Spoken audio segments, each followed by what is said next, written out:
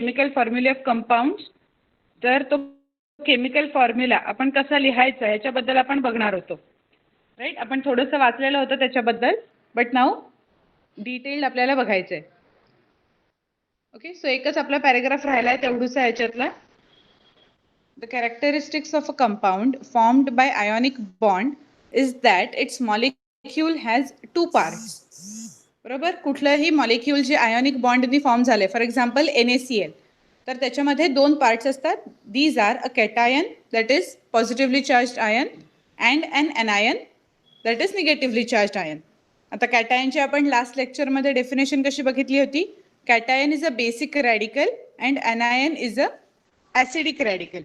These two parts are oppositely charged. The force of attraction between them constitutes the ionic bond.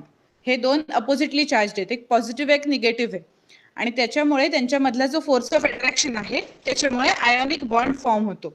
The name of an ionic bond has two words. The first word is the name of the cation and the second is the name of the anion. जसं आपण बघितलं, suppose आपण sodium chloride बद्दल बोलतोय, that is NaCl. तर आपण पहिले काय लिहितो, कॅटायनचं नाव लिहितो आणि नंतर लिहितो एनायनचं नाव. आपण मागच्या वेळेला पण बघितलं होतं, ही इंटरनॅशनल स्कीम आहे. आपण भारतामध्ये आता NaCl म्हणतोय म्हणून US मध्ये कोणी त्याला ClNa नाही म्हणत. राईट, जरी आपण बोलत एकाच गोष्टीबद्दल असलो तरी त्याचं नाव जर NaCl आहे तर ते सगळीकडे कॉमन आहे. पहिल्यांदा आपण कॅटायनचा शॉर्ट फॉर्म यूज करणार आणि त्याच्यानंतर आपण एनायनचा शॉर्ट फॉर्म यूज करणार किंवा सिम्बॉल यूज करणार. For example, while writing the formula of a compound such as sodium chloride, the symbol of the cation, that is Na, is written on the left, and adjoined to it on the right is the symbol of anion, that is Cl. The charges are not shown though the number of ions is written as a subscript on the right of the symbol of the ion. Right, आपण असं लिहितो का, usually sodium chloride जर लिहायला सांगितलं तर आपण असं लिहितो का, Na त्याच्यानंतर प्लस साईन आणि मग Cl आणि मायनस साईन, असं नाही लिहित आपण. It is not required. Right, आपल्याला माहिती आहे की जर त्या वर्डच्या सुरुवातीला आला तर तो कॅटायन आहे आणि नंतर आला तर तो एनायन आहे, म्हणून आपण डिरेक्टली NaCl लिहितो. त्याच्यावरचा चार्ज नाही लिहित, बट किती ॲटम्स आहेत पर्टिक्युलर ते आपण तिथे मेन्शन करतो in the form of subscript. Right hand साईडला सबस्क्रिप्ट लिहितो आपण. फॉर एक्झाम्पल, जर आपण CaSO4 लिहित असू तर ओच्या खाली आपण 4 हा नंबर लिहितो. This number is obtained easily by the method of cross multiplication of the valencies. आता तो आपण CaSO4 कन्सिडर केलं, MgSO4 कन्सिडर केलं तर तो 4 नंबर लिहायचा. तो का लिहायचा, किंवा MgOH ट्वाईस असं जर म्हणतीये तर एकाला वाटेल मी 2 लिहीन, एकाला वाटेल मी 3 लिहीन. FeCl3, FeCl2 दोन्ही असतात. एखादा म्हणेल मी FeCl4 लिहितो. तर इज इट राईट? तो जसा बॉन्ड फॉर्म होतोय, आयोनिक बॉन्ड फॉर्म व्हायला किती इलेक्ट्रॉन्स लागतायत त्याच्यावर डिपेंडेंट आपण तो नंबर ठरवतो. राईट, सो तो नंबर जो आहे, जो आपण सबस्क्रिप्टला राईट हँड साईडला जो नंबर लिहू तो कशावर डिपेंडेंट आहे, तर त्या एखाद्या particular ॲटमच्या व्हॅलेन्सीवर. The steps for writing a chemical formulae are shown on the next page. आपण पुढच्या पेजवर बघूया कसं आहे. To write the symbols of the radicals. तर आता ह्याच्यात आपण बघतोय की बेसिक रॅडिकल म्हणजे कॅटायन आपण लेफ्टला ठेवलाय, त्याच्यामुळे Na पहिल्या स्टेपमध्ये काय केलंय, Na आपण लेफ्ट हँड साईडला ठेवलाय आणि SO4 ह्याचं आपल्याला काहीतरी कंपाऊंडमध्ये किती प्रत्येकाचे ॲटम्स आहेत, किती Na चे ॲटम्स आहेत, किती O आहेत, हे आपल्याला लिहायचंय. राईट, म्हणून आपण काय केलं, Na लेफ्ट हँड साईडला ठेवला, SO4 राईट हँड साईडला ठेवला. To write the valency below the respective radical. Na खाली आपण व्हॅलेन्सी कॅल्क्युलेट करायची आठवतीये. व्हॅलेन्सी म्हणजे काय असतं आठवतंय, मागच्या लेक्चरला आपण बघितलं होतं ते. व्हॅलेन्सीज म्हणजे काय असतं आठवतंय, आउटर शेल मधले electrons which are capable of bonding. For example, Naच्या आउटर शेलमध्ये एक्स्ट्रा एक इलेक्ट्रॉन असतो म्हणून तो इलेक्ट्रॉन डोनेट करतो, आणि क्लोरीनच्या ॲटममध्ये आउटर शेलमध्ये 7 इलेक्ट्रॉन्स असतात. ऑक्टेट कंप्लीट करायला त्याला 1 इलेक्ट्रॉन घ्यायला लागतो. त्यामुळे क्लोरीनची व्हॅलेन्सी किती असते, तो 1 इलेक्ट्रॉन ॲक्सेप्ट करू शकतो आणि सोडियम ॲटम 1 इलेक्ट्रॉन देऊ शकतो, म्हणून आपण ती व्हॅलेन्सी लिहिली. ओके, SO4 ची व्हॅलेन्सी किती आहे तर ती 2 असते. सो ती 2 लिहून घेतली. त्याच्या बाहेर SO4 हा जर का आपण एक कंप्लीट मॉलिक्यूल कन्सिडर केला तर त्याच्या बाहेर किती इलेक्ट्रॉन्सची त्याला नीड आहे ती आपण बघतो, तर ती 2 आहे. Now to cross multiply as shown by the arrows the number of the radicals. म्हणजे काय की आपण 2 Na जो लेफ्ट हँड साईडला लिहिलाय त्याला क्रॉस मल्टिप्लाय केला 2 नी आणि SO4 ला क्रॉस मल्टिप्लाय केला 1 नी. सो लास्ट स्टेप काय आली त्याच्यानंतर, to write down the chemical formula of the compound as Na2SO4. कळलं, आपण क्रॉस मल्टिप्लाय केल्यामुळे Na च्या नंतर 2 आला आणि SO4 फक्त एकच राहिला. It's as simple as that. आणि आपण नुसतं बघूनही आपल्याला हे कळू शकतं की एका SO4 ची व्हॅलेन्सी जर 2 आहे आणि Na ची 1 आहे तर आपल्याला 2 SO4 म्हणजे एक SO4 जेव्हा लागेल तेव्हा आपल्याला 2 Na 2 सोडियम ॲटम्स लागतील. राईट, आपण असं FeCl2 साठी वगैरे एक्सप्लेन करून घेतलं होतं की Cl समज किंवा H2O मध्ये O ची व्हॅलेन्सी 2 आहे आणि H ची व्हॅलेन्सी असते 1, म्हणून आपण तिथे HO नाही करत H2O करतो. 2 हायड्रोजन ॲटम्स लागतात. सिमिलरली तीच केस इथे सुद्धा आहे, फक्त असं ओरली इमॅजिन न करता आपण ह्या क्रॉस मल्टिप्लिकेशनच्या मेथडनी कॅल्क्युलेट करू शकतो की कसं आपण का Na2SO4 लिहू. Okay, in order to write the chemical formulae of compounds, it is necessary to know the valency of the various radicals. बरोबर, आता हे सगळं करण्यासाठी हे क्रॉस मल्टिप्लिकेशन शेवटची जी थर्ड स्टेप आहे ती एकदम सोपी आहे, साधी आहे ना. फक्त इकडनं तिकडे मल्टिप्लाय केलंय, तिकडनं इकडे, left to right, right to left, एवढं साधं आहे. बट ह्यात क्रुशियल पॉईंट काय आहे की तुम्हाला व्हॅलेन्सी माहित पाहिजे. Na खाली 1 लिहायचंय आणि SO4 खाली 2 लिहायचंय, हे माहित पाहिजे. The names and symbols along with the charge of the common radicals are given in the chart below. Okay, so ते सोपं करण्यासाठी आपल्याला इथे चार्ट दिलेला आहे ज्याच्यामध्ये त्यांनी व्यवस्थितरित्या बेसिक रॅडिकल्स दिली आहेत. जी पहिले आहेत मर्क्युरस पर्यंत त्यांचा +1 व्हॅलेन्सी आहे. त्याच्यानंतर आपण बघू शकतो क्युप्रिक पासून प्लॅटिनम पर्यंत +2 व्हॅलेन्सी आहे. आणि त्याच्यानंतर ॲल्युमिनियम पासून गोल्ड पर्यंत 3, स्टॅनिकची 4 आणि अमोनियमची परत +1 आली. ओके, सो ह्या मेथडनी हा चार्ट रेफर करून आपल्याला जर पुढचे क्वेश्चन्स असतील तर ते सॉल्व्ह करता येतील. Using the chart of ions or radicals and the cross multiplication method, write the chemical formulae of the following compounds. Calcium carbonate. So please try to do this in your notebook. Calcium कार्बोनेटचा formula काढायचा प्रयत्न करा बरं तुम्ही. आता पहिली step आपण काय करणार, कॅल्शियमचा सिम्बॉल काय आहे तो शोधायचा. तर आता कॅल्शियमचा सिम्बॉल आपण बघूया इथे.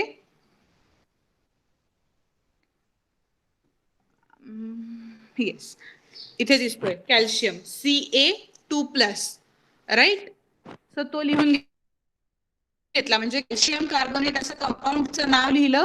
त्याच्यानंतर खाली काय लिहिणार आपण, Ca. जसं इथे स्टेप 1 ला त्यांनी Na लिहिलंय तसं त्या Na च्या जागी आपण फक्त लिहिणार Ca. ओके, कार्बोनेटचा सिम्बॉल काय आहे आपण शोधूया इथून. कार्बोनेटचा आहे CO3 2-. सो कार्बोनेटचा सिम्बॉल आहे CO3, right. So what you will write here, Ca आणि CO3. आता कसं लिहायचंय आपण बघूया.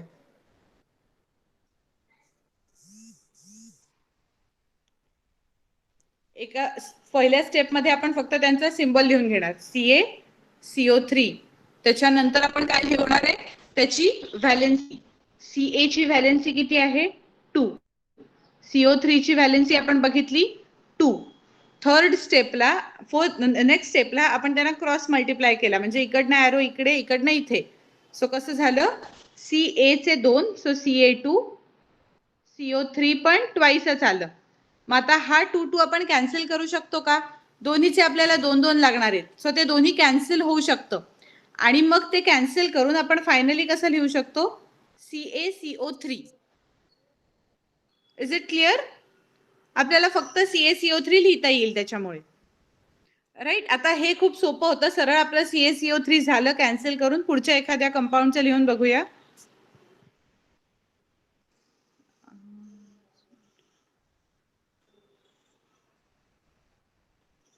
पुढचं पण तसंच होईल. NaHCO3 silver chloride.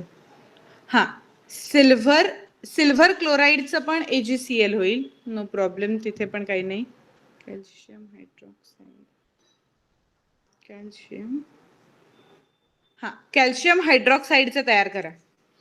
Calcium hydroxide स्क्रीनवर तुम्हाला दिसेल. कॅल्शियमचा पण सिम्बॉल आहे, हायड्रॉक्साईडचा पण सिम्बॉल आहे, त्याची व्हॅलेन्सी पण दिसतीये त्याच्यावर.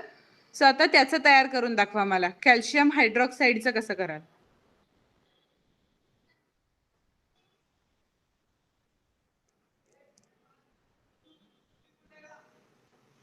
कॅल्शियम हायड्रॉक्साईडचं तयार करायचंय. एकदा व्हाईट बोर्डवर करून बघूया का याचं पण. इथे आपण ओके सिम्बॉल लिहून घेऊयात. कॅल्शियमचा मगासारखा Ca राहिला, हायड्रॉक्साईडचा आहे OH, त्याच्या खाली आपण त्यांच्या व्हॅलेन्सीज लिहायच्या आहेत.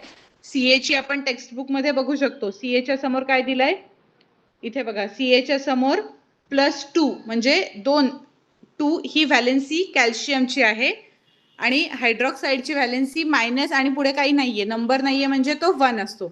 सो हायड्रॉक्साईडची आहे 1, कॅल्शियमच्या खाली आपण त्याची व्हॅलेन्सी लिहिली 2, हायड्रॉक्साईडच्या खाली त्याची व्हॅलेन्सी लिहिली 1. याच्यानंतर थर्ड स्टेप करणार आपण क्रॉस मल्टिप्लिकेशन, म्हणजे Ca एक राहिला आणि OH अख्ख्या OH ला आपण मल्टिप्लाय करणार म्हणून CaOH ट्वाइस. कळलं कसं डिराईव्ह केलंय? Is it clear to all? सगळ्यांना समजलंय नक्की? फक्त मैत्रेयाचाच रिप्लाय येतोय. CaOH ट्वाइस कसं आलं कळलं? मी व्हाईट बोर्ड परत शेअर करते, त्याप्रमाणे बघा एकदा. Ca लिहिला आपण, जे काही इंडिव्हिज्युअल ॲटम्स आहेत ज्यांच्याबद्दल आपण बोलतोय ते लिहायचे. कॅल्शियमचं सिम्बॉल आहे Ca, सो ते लिहिलं. कॅल्शियम हायड्रॉक्साईड बद्दल आपण बोलतोय त्यामुळे OH लिहिला पुढे हायड्रॉक्साईडचा. त्याच्या खाली आपण त्याची व्हॅलेन्सी लिहिली. कॅल्शियमची व्हॅलेन्सी आली 2, हायड्रॉक्साईडची व्हॅलेन्सी आली 1. ते झाल्यानंतर नेक्स्ट स्टेपला आपण क्रॉस मल्टिप्लिकेशन केलं आणि आपलं आन्सर आलं. Ca मल्टिप्लाय बाय 1 झालं, OH मल्टिप्लाय बाय 2 झालं. Therefore our answer is final. आपला सिम्बॉल काय बनला chemical formula? CaOH twice.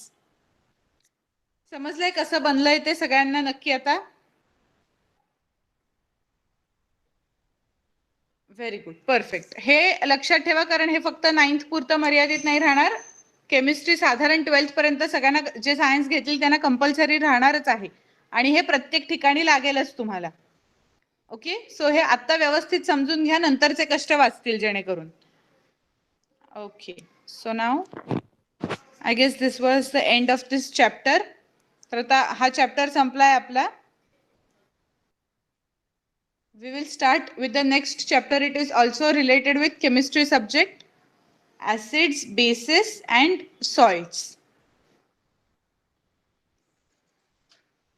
So we have earlier seen that some foodstuffs are sour to taste while some others are bitter and slippery or soapy to touch. When these substances are studied scientifically, it is found that they contain acidic and basic substances respectively. We have also learnt an easy and safe method of using an indicator like litmus to identify acids and bases. So, how are acids and alkalis identified with the help of litmus paper? आठवतंय litmus पेपरने आपण कसं distinguish करतो? कुठला colour येतो litmus paper वापरला की? Colour change ही basic property आपण litmus पेपरने use करतो ऍसिड शोधण्यासाठी आणि बेस शोधण्यासाठी, राईट? सो आता त्याच्या पुढे आपण बघायचे, याच्याबद्दल आपल्याला आता डिटेल स्टडी आहे. We shall now learn more about acids and bases. आतापर्यंत आपण फक्त लिटमस टेस्ट लागते, त्याचा कलर चेंज होतो एवढंच बघितलं होतं ऍसिड आणि बेससाठी. But now we will be studying those acids and bases in more details. But let us first review what the molecules of compounds are made up of. तर आता त्याच्यामध्ये आपण इथे बघू शकतोय ही एवढी सगळी molecular formula, name of the compound आपल्याला फिलअप करायचं आहे.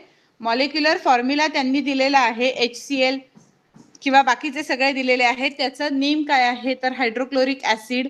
त्यातलं बेसिक रॅडिकल कुठलं आहे तर H+, ऍसिडिक रॅडिकल कुठलं आहे तर Cl-, आणि टाईप ऑफ कंपाऊंड काय आहे त्यामुळे ऍसिड. H+ असला की ते ऍसिड असतं, OH- असला की तो बेस असतो. ओके, सो आता ह्याप्रमाणे आपण बघूया. Some compounds are seen to have H+ as the basic radical in their molecules. बर, बेसिक रॅडिकल म्हणजे काय? बेसिक रॅडिकलचं मीनिंग काय असतं? In terms of ions, correct, very good. Basic radical म्हणजे काय लिहितो आपण? कॅटायन. आणि ऍसिडिक रॅडिकल म्हणजे anion. Very good.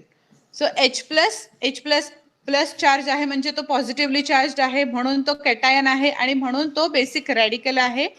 These are all acids, right. ज्याच्यामध्ये H आहे ते सगळे ऍसिड्स आहेत. Some compounds are seen to have OH- as the acidic radical in their molecule. OH- आहे, सो मायनस चार्ज कशाचा असतो? निगेटिव्ह चार्ज कशावर असतो? एनायन्सवर. निगेटिव्ह चार्ज एनायन्सवर असतो, त्याच्यामुळे OH- ह्याला आपण काय कन्सिडर करतो? Acidic radical in their molecule. All these compounds are bases. स्वतः जे मी मगाशी आपण बोललो होतो की ज्याच्यामध्ये H+ आयन असेल, हायड्रोजन आयन असेल, ते बेसिक रॅडिकल्स आहेत. ज्याच्यामध्ये OH- असेल ते ऍसिडिक रॅडिकल्स आहेत. All these compounds are bases. Those ionic compounds which have a basic radical other than H+ and an acidic radical other than OH- are called salts. Okay, so आपण sodium chloride ह्याला काय म्हणतो? Salt. आपण त्याला acid किंवा base असं distinguish नाही केलेलं. ज्याच्यामध्ये दोन्ही ऍसिडिक रॅडिकल आणि बेसिक रॅडिकल वाचल्यानंतर H+ आणि OH- याच्यापैकी काहीच नाहीये, अशा मॉलिक्युलला काय म्हणतो आपण? सॉल्ट. सो आता जर आपण ही लिस्ट जी त्यांनी वर दिली आहे ती बघितली तर HCl मध्ये H+ आहे, HNO3 मध्ये H आहे, वरती मोस्टली सगळ्यांमध्ये किंवा NH4OH पर्यंत रादर OH किंवा H यापैकी काहीतरी एक त्या पर्टिक्युलर मॉलिक्युल मध्ये आहे. NaCl, CaNO3 twice, K2SO4, CaCl2 ह्याच्यामध्ये H हा रॅडिकल सेपरेट नाहीये. H+ हा सेपरेट रॅडिकल प्रेझेंट नसल्यामुळे जी NaCl पासून पुढे जी लिस्ट मध्ये आहेत त्या सगळ्यांना आपण काय डिफाइन करतो? Salts. Why salts? Because they don't have H+ or OH-.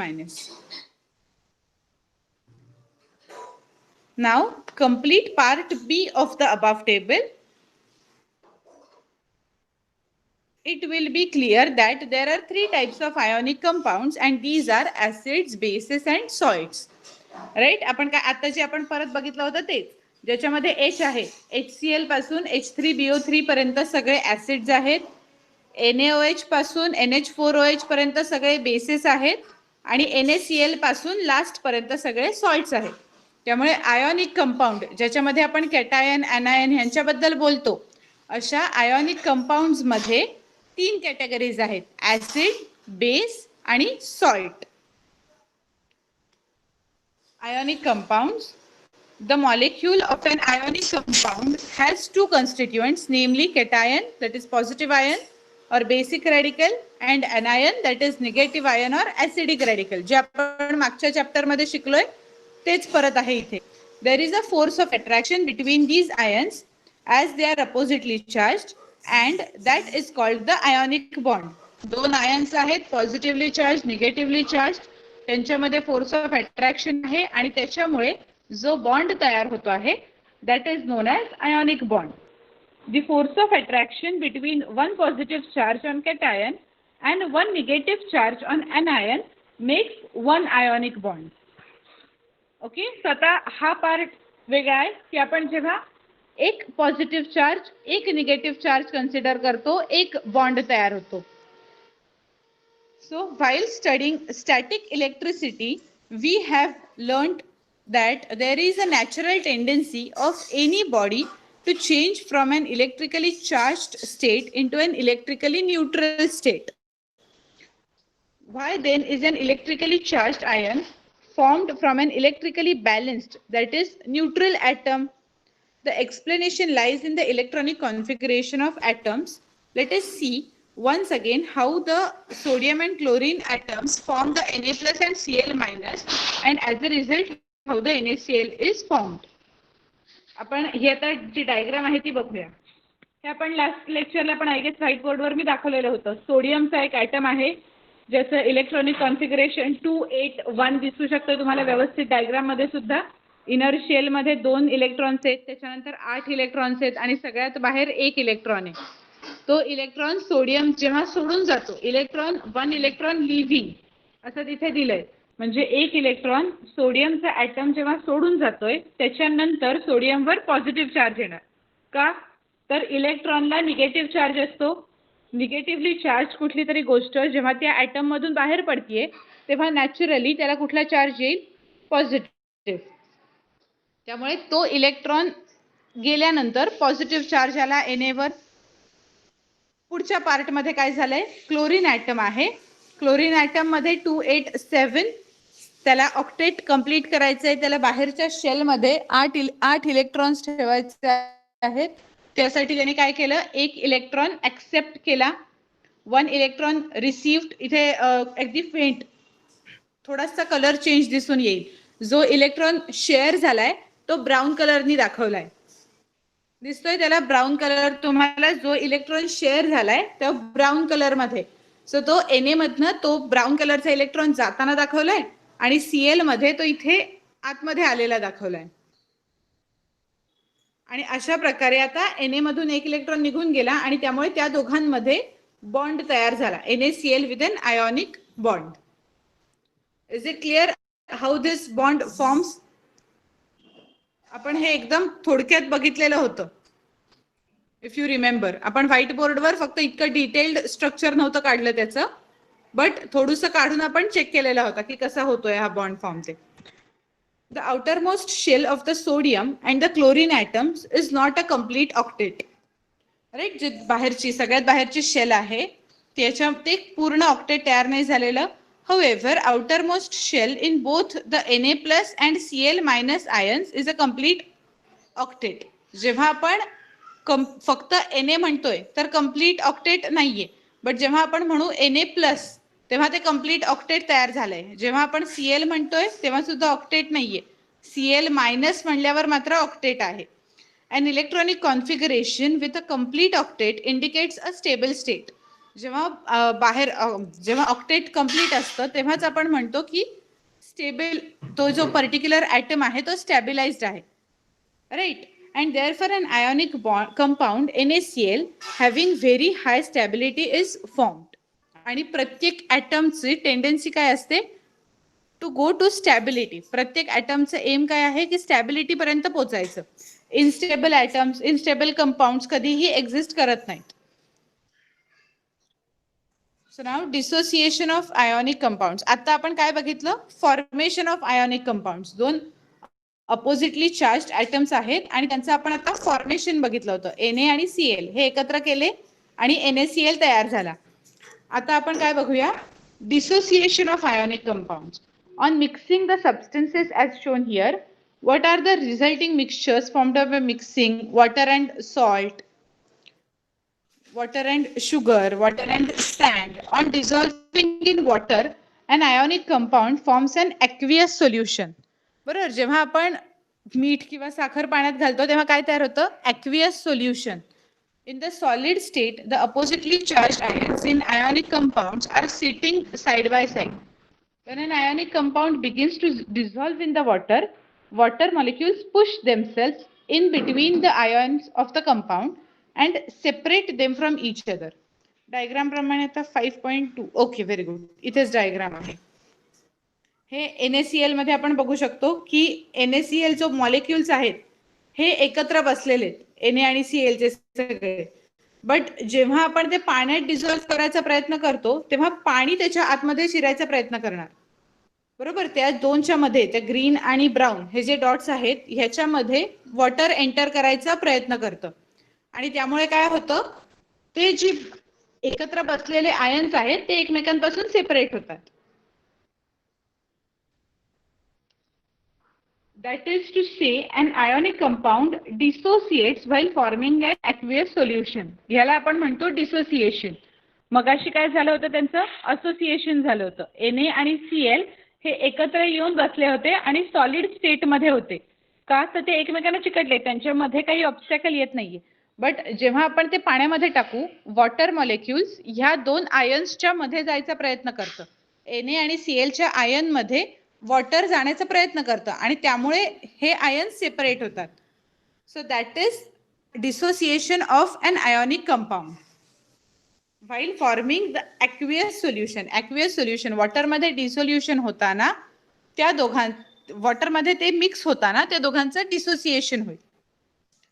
Each of the dissociated ions in the aqueous solution is surrounded by water molecules. प्रत्येक जो कुठला आयन असेल तो वॉटर मॉलिक्युलनी सराउंडेड राहतो.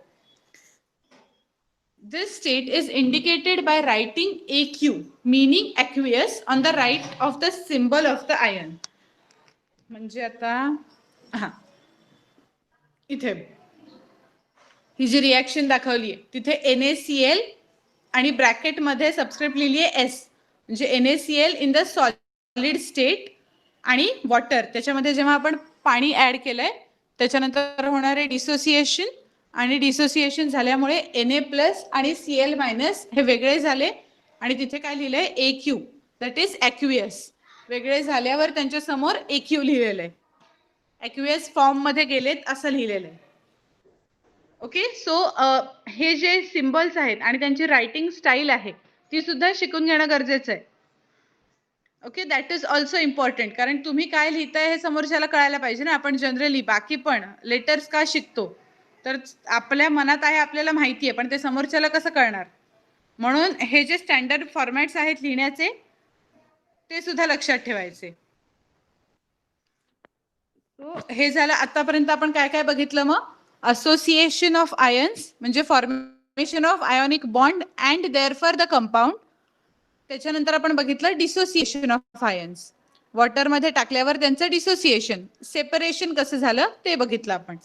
नाव coming to the next point which is Arrhenius theory of acids and bases. Arrhenius सायंटिस्टचं नाव आहे.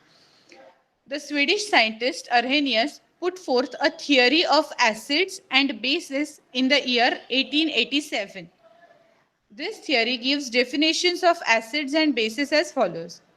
स्वतः अर्हेनियस थिअरी प्रमाणे आपण तुम्हाला आठवत असेल तर लास्ट लेक्चरला असं बोललो होतो की ऍसिडच्या प्रत्येक सायंटिस्टच्या नुसार वेगवेगळे डेफिनेशन्स आहेत.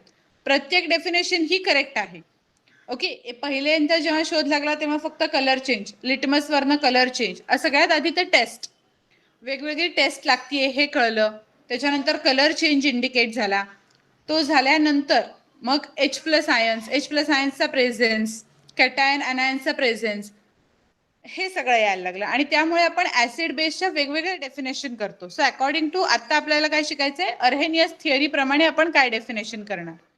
An acid is a substance which on dissolving in water gives rise to H+ ion as the only cation.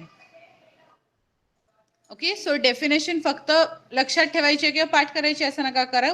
समजून घ्या की काय म्हणणं आहे त्याचं, की कुठलाही सॉल्ट पाण्यामध्ये विरघळल्यावर जर H+ आयन कॅटायन म्हणून येत असेल तर त्याला आपण ऍसिड म्हणणार त्या सबस्टन्सला. Can we say that NaCl is an acid. आपण NaCl ला अर्हेनियसच्या थिअरी प्रमाणे ऍसिड म्हणू शकू का. Write something in the chat box. Can we call NaCl as acid? Why? Your answer is correct, Dvijesh. No, but why?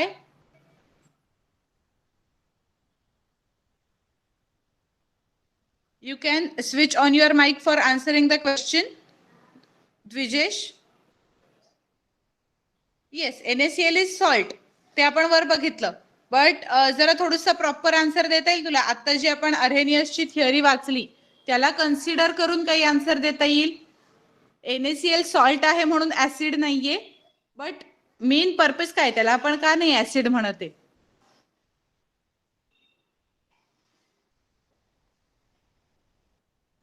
I will reframe my question with another compound. HCl acid आहे का? HCl acid आहे का? व्हाय? आपण HCl ला का acid म्हणतोय?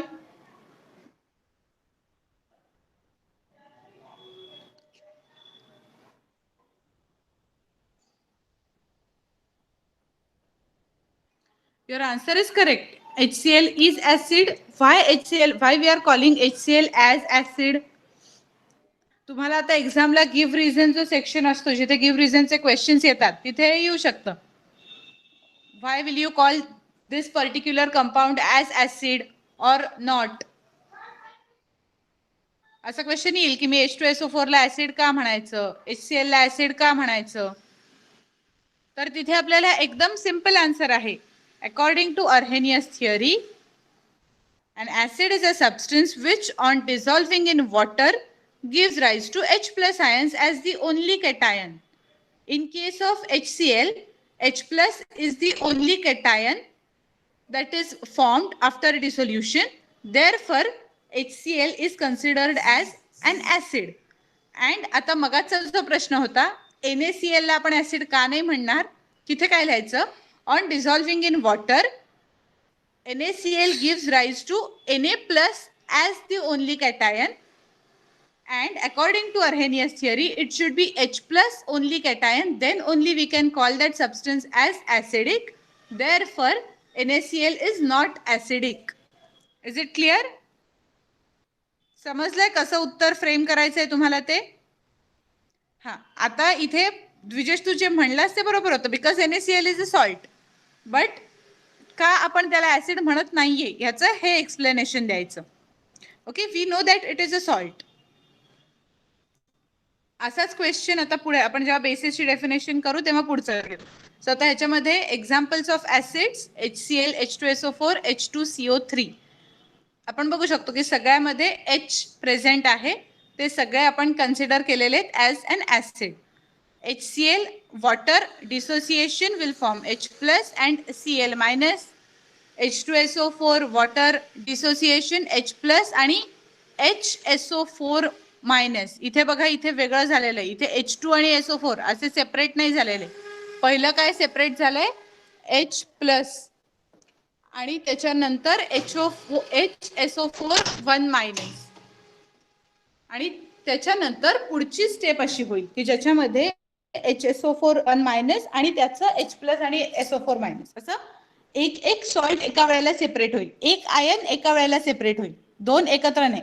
आपण असं नाही लिहित H2 प्लस SO4 मायनस असं नाही लिहित कधी. पहिल्यांदा एक H बाहेर पडेल आणि दुसऱ्यांदा पुढचा H बाहेर पडेल. ओके, सो नाव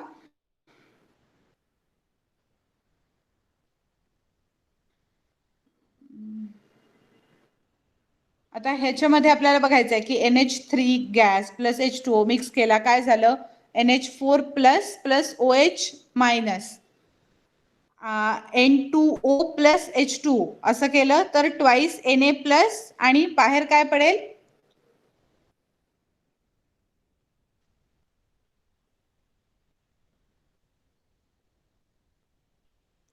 आपण आयन्सचं सेपरेशन होत आहे इथे, राईट. सो आता त्याच्यामध्ये आपण जेव्हा H2O ऍड करू तेव्हा फायनली बाहेर काय पडणार?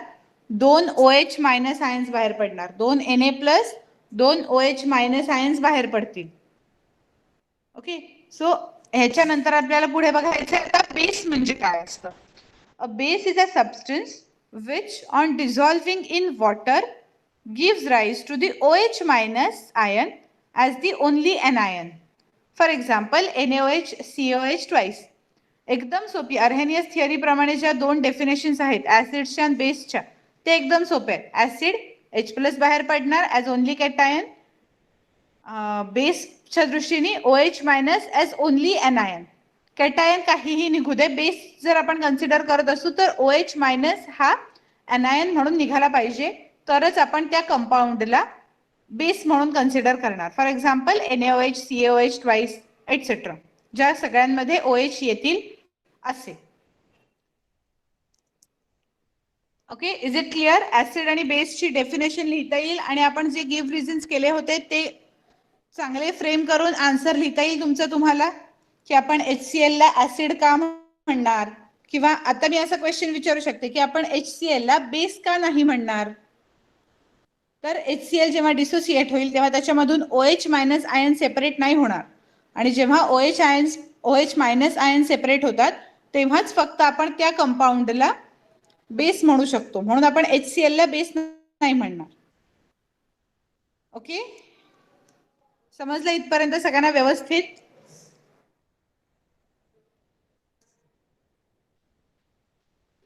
So now we will move on to the next, that is classification of acids and bases. Strong and weak acids, bases and alkali. आता आपल्याला त्यातले पण प्रकार बघायचे की स्ट्रॉंग ऍसिड आहे, वीक ऍसिड आहे, अल्कली आहे की काय आहे. Acids and bases are classified into strong and weak types on the basis of the extent to which they dissociate in their aqueous solution. त्यांचं डिसोसिएशनचा एक्सटेंट किती आहे त्याच्यावर आपण ठरवणार की ते ऍसिडिक आहे, किती स्ट्रॉंग ऍसिडिक आहेत की वीक आहेत. So first we will see what is strong acid. On dissolving in water, a strong acid dissociates almost completely. पूर्णपणे डिसोसिएशन होऊन जाईल. आता पूर्ण डिसोसिएशन होऊन जाईल ह्याचं मीनिंग काय आहे? सगळे जेवढे सॉलिड आयोनिक बॉन्ड्स प्रेझेंट असतील Na आणि Cl च्या मध्ये, फॉर एक्झाम्पल आता किंवा HCl च्या मध्ये, तर सगळे पूर्णपणे वेगवेगळे होऊन जाणार. प्रत्येक H+ आणि प्रत्येक Cl- सेपरेट होणार. ह्या एक्सटेंटला जर का त्याचं सेपरेशन असेल तर आपण त्याला कंप्लीट डिसोसिएशन असं म्हणतो. ओके, सो स्ट्रॉंग ऍसिड म्हणजे कुठले की ज्यांच्यामध्ये कंप्लीट डिसोसिएशन होईल and the resulting aqueous solution contains mainly H+ ions and the concerned acidic radical. तर स्ट्रॉंग ऍसिड आपण कशाला म्हणू? ज्याच्यामध्ये संपूर्णतः H+ ऍज कॅटायन आणि दुसरा जो कुठला ऍसिडिक रॅडिकल असेल, Cl असेल, SO4 असेल, जो काही असेल तो पूर्णपणे वेगळे झालेले दिसतील. For example HCl, HBr, HNO3, H2SO4, these are strong acids. हे सगळे स्ट्रॉंग आहे, त्यांची स्ट्रेंथ चांगली आहे. Next is weak acid. On dissolving in water, a weak acid does not dissociate completely. जो पूर्ण सेपरेट होणार नाही, ज्यामध्ये आयन्स पूर्ण सेपरेट होणार नाहीत, त्याला आपण वीक ऍसिड म्हणतो. And the resulting aqueous solution contains H+ ion and the concerned acidic radical in small proportion along with the large proportion of the undissociated molecules of the acid.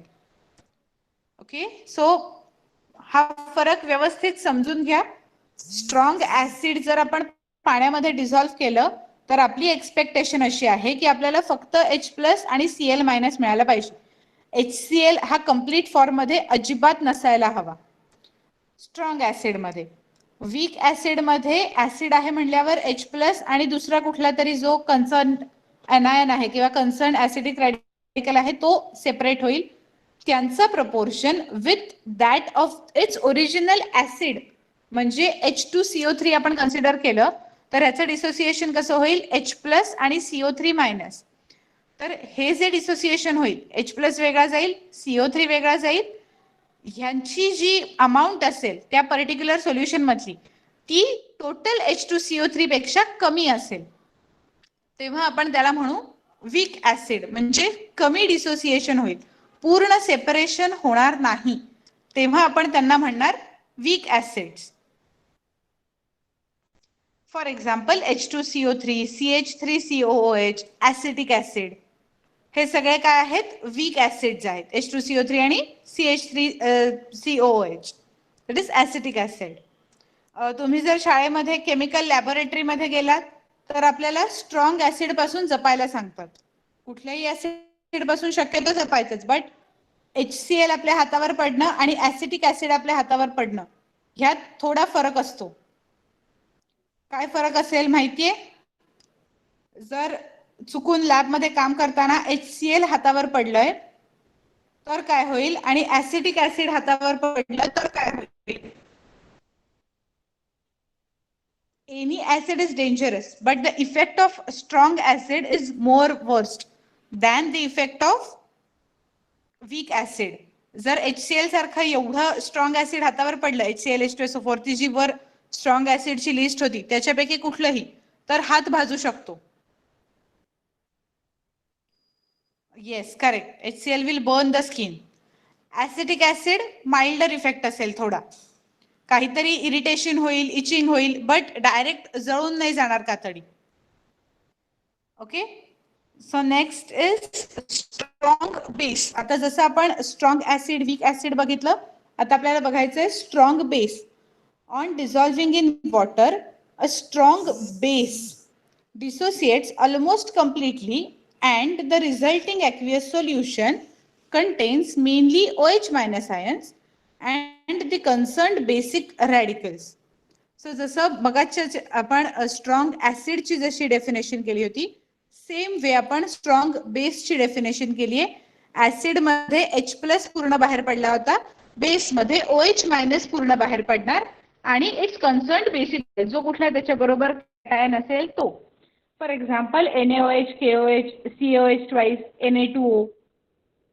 आता ह्या सगळ्यामध्ये आपल्याला consider काय करायचंय की आपण ओळखणार कसं हा स्ट्रॉंग ऍसिड आहे की स्ट्रॉंग बेस आहे, सॉरी स्ट्रॉंग ऍसिड आहे की वीक ऍसिड आहे, स्ट्रॉंग बेस आहे की वीक बेस आहे. आपण जसं बघितलं acid H+, base OH minus, हे स्ट्रेट अवे आहे. बट जेव्हा आपल्याला असं ओळखायचंय तर ते प्रॅक्टिसनी येणार, त्याला आपल्याला तेवढं वाचायला लागेल. Okay, it's only the matter of that how well you know this part. याच्यामध्ये असं लक्षात ठेवायला ट्रिक काही नाहीये की याच्यात HAOH असं काही नाही. The base, weak base. आता हे झाले स्ट्रॉंग बेस बद्दल. Coming to weak base. On dissolving in water, a weak base does not dissociate completely and the resulting aqueous solution contains a small proportion of OH minus ions and the concerned basic radical along with a large proportion of undissociated molecules of the base. जर व्यवस्थित दोन्ही definition compare केल्यात, weak ऍसिडची आणि weak बेसची, सगळा matter same आहे. The difference lies only with respect to H+ and OH minus. Okay, acid मध्ये H वापरतोय आपण, बेस मध्ये OH वापरतोय. फॉर एक्झाम्पल NH4OH हे बेसचं एक्झाम्पल झालं. Now coming to alkali. The bases which are highly soluble in water are called alkali. म्हणजे alkali हे मेनली काय आहेत, बेसेसच आहेत which are highly soluble in water. NaOH, KOH, NH3. Here NaOH and KOH are strong alkalis while NH3 is a weak alkali. Okay, पाण्यामध्ये dissolve, पाण्यामध्ये टाकल्यानंतर जे highly soluble आहेत त्या सगळ्यांना आपण काय म्हणतोय, अल्कली. आता एक मला फक्त असं सांगा, इथे NH3 दिसतोय, तर NH3 मध्ये OH नाहीये, आपण त्याला बेस का म्हणतोय मग? असा प्रश्न नाही पडला तुम्हाला? आपण NH3 बघतोय, NH3 जर बघितलं आपण नाव तर त्याच्यामध्ये H दिसतोय, OH नाही दिसत आहे, मग ऍसिड नाही होत ते NH3, ते बेस का होतोय? येस, कोणाला सुचतंय का? आधी तुमच्यापैकी बघूया, नाहीच झालं तर मग मी सांगते.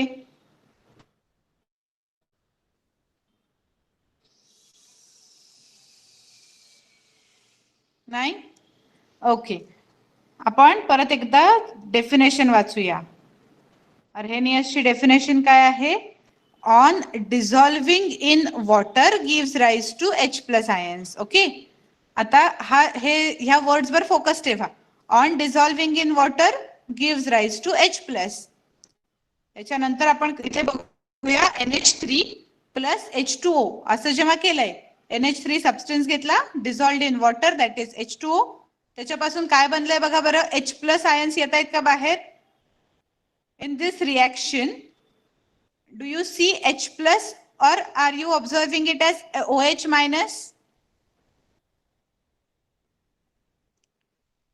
येस, OH- दिसतोय आपल्याला. पीएच स्केल हा द्विजेश परत एक वेगळा पार्ट आहे, आपण तो जेव्हा शिकू ना तेव्हा तुझा आन्सर बरोबर, तू पॅरलल लाईनवर जात होतास, बट आता आपण इथे बघूया अर्हेनियसच्या डेफिनेशन प्रमाणे पाण्यामध्ये विरघळल्यावर त्यातून H+ आयन यायला पाहिजेत, बरोबर? ते इथे येत नाहीयेत. इथे काय आले, पाण्यामध्ये विरघळल्यावर काय झालं, NH3चं OH- आयन सेपरेट झाले, म्हणून आपण त्याला बेस मध्ये कन्सिडर करतो. Is it clear? Very good.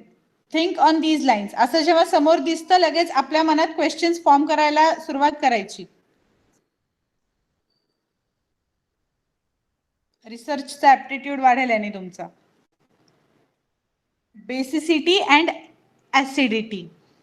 Complete the following table. Acid, number of H+ obtained from one molecule. आता आपल्याला एक परत पुढची कन्सेप्ट शिकायची. त्याच्या आधी आतापर्यंत जेवढं शिकलोय ते नक्की व्यवस्थित कळलंय. परत एकदा सांगते, हे तुम्हाला फक्त 9th साठी नाहीये, it's for life time. If you are going to opt for science in future, तुम्हाला हे कायम लागणार. मग त्या सायन्स मध्ये तुम्ही फिजिक्स मध्ये जा, मला केमिस्ट्रीत नाही करिअर करायचंय असं जरी ठरवलं तरी सुद्धा तुम्हाला ह्या गोष्टी लागतीलच, अनलेस अँड अंटिल तुम्ही अगदी मॅथ्स घेणार असाल. बायोलॉजी, फिजिक्स काहीही घेतलं तरी ह्या गोष्टींचा उपयोग करायला लागणार आहे. सो क्लिअर झालंय आतापर्यंतच्या, कुठेही डाऊट नाहीये नक्की?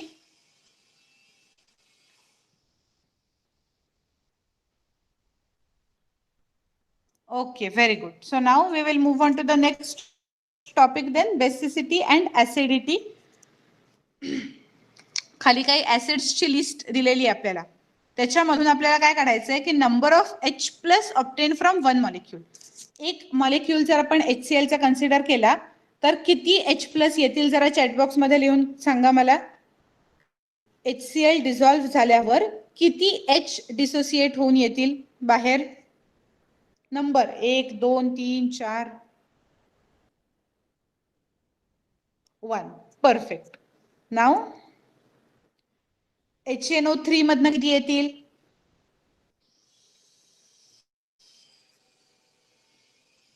HNO3 मधनं 1.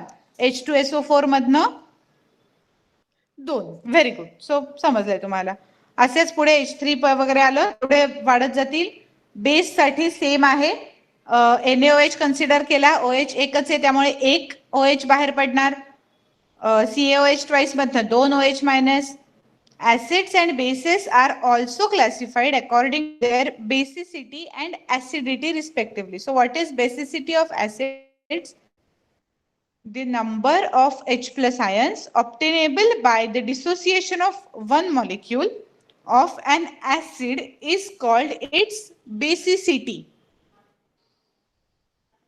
ओके. सो आता इथे टर्म्स आपण उलट्या यूज करतोय. बेसिसिटी ही ऍसिडची असते. जितके H+ आयन्स बाहेर पडतील तेवढी त्या पर्टिक्युलर कंपाऊंडची, त्या पर्टिक्युलर मॉलिक्यूलची आपण म्हणतो बेसिसिटी आहे. फॉर एक्झाम्पल आपण HCl कन्सिडर केलं तर HCl ची बेसिसिटी असणार आहे 1. राईट. मग आता H2SO4 ची बेसिसिटी किती येईल? H2SO4 ची बेसिसिटी 2 येणार. राईट. एक शेवटची कंपाऊंड जरा बघूया आपण. इथे CH3 ऍसिटिक ऍसिड दिलंय, CH3COOH. याच्यामधून किती H डिसोसिएट होतील? CH3COOH मधून किती H डिसोसिएट होतील?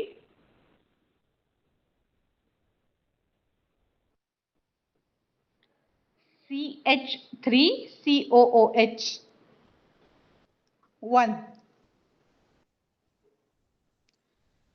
एक H डिसोसिएट होईल. ओके. द फॉर्मेशन आपल्याला पुढे टेक्स्टबुक मध्ये दिलं, बघूया नाहीतर मी करून दाखवते. ओके, इथे नाहीये. एक मिनिट.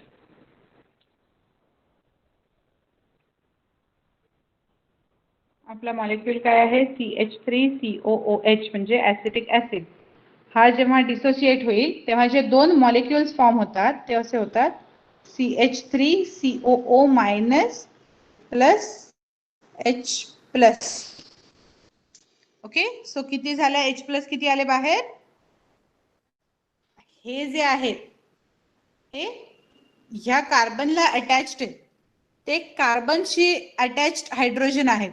त्यांचा इथे मॉलिक्यूलच्या ऍसिडिटी बेसिसिटी किंवा ऍसिडिक नेचर बेसिक नेचर याच्याशी काहीही संबंध नाहीये. दी H or hydrogen related with acidic nature or basic nature or that property is only this hydrogen and therefore only that hydrogen is dissociated. ते जे CH3 वाले आहेत ना त्यांच्याबद्दल आपल्याला नाही बोलायचंय. ओके, समजलंय? मैत्रिणी चालत विजयचं व्हेरी गुड परफेक्ट. सो हे लक्षात ठेवा तिथे परत 1 येणार आहे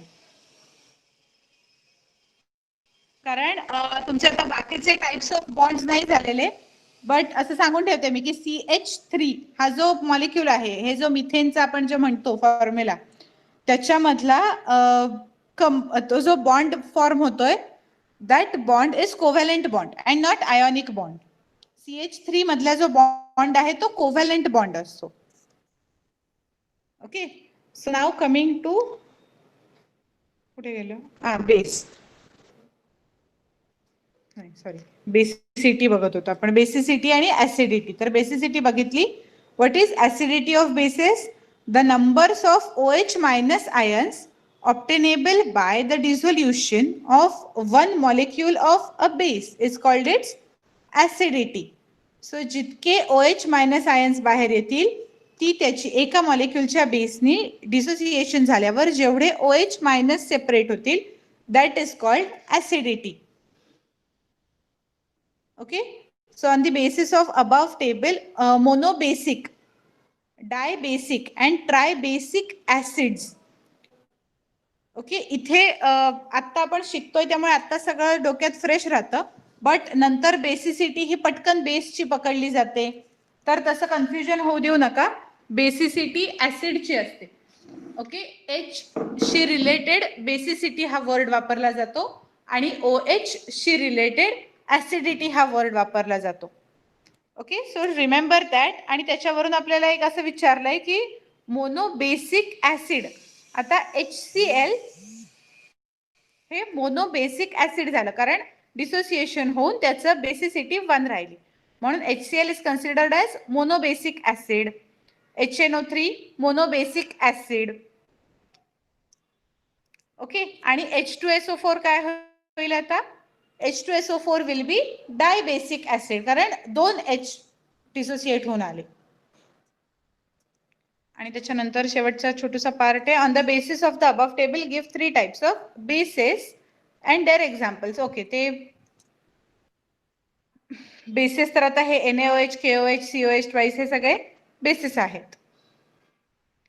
ओके, सो आता कॉन्सन्ट्रेशनचा पार्ट राहिलाय, pH राहिलाय. So will study these parts in our next lectures. आतापर्यंत ऍसिड बेस याची व्यवस्थित रिव्हिजन करून ठेवा. नेक्स्ट लेक्चरला जर तुम्हाला कुठलाही डाऊट आला ह्या रिलेशन मध्ये ऍसिड्स बेस यांच्याशी रिलेटेड तर नक्की विचारा. पण एकदा पुढच्या लेक्चरच्या आधी हे सगळं व्यवस्थित वाचून ठेवा की आपण कशी ऍसिडिटी काढतो, काय बेसिसिटी आहे. ओके, सो फॉर नाऊ आपण आता लेक्चर थांबवूया. Thank you and bye.